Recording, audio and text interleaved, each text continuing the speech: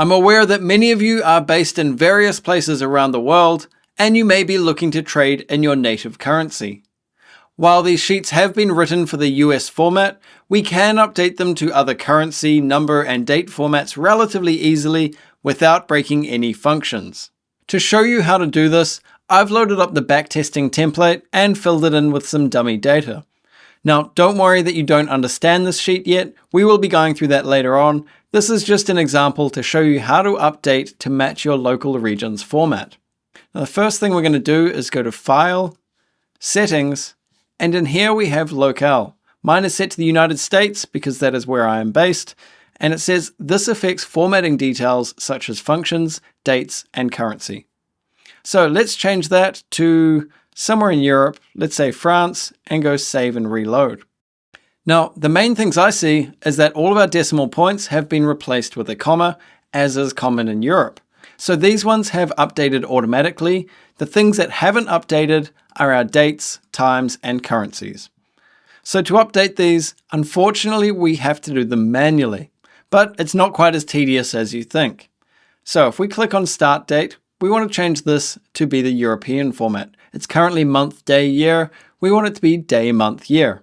So under this 1, 2, 3, we can click More Formats, and in the drop down here, we get an option for date, which clearly shows day, month, year.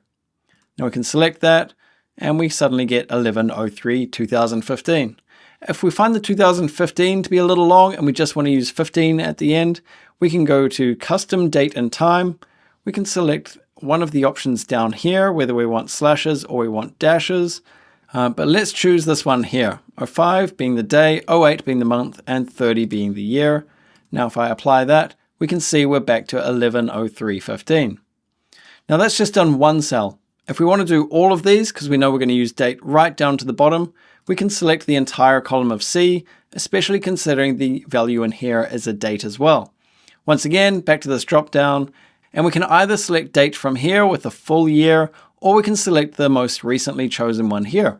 So I'm going to select that, and now everything's flipped around to be day, month, year. Next up will be our times. With these, we want to change these to be the European format, which is usually based on a 24-hour clock.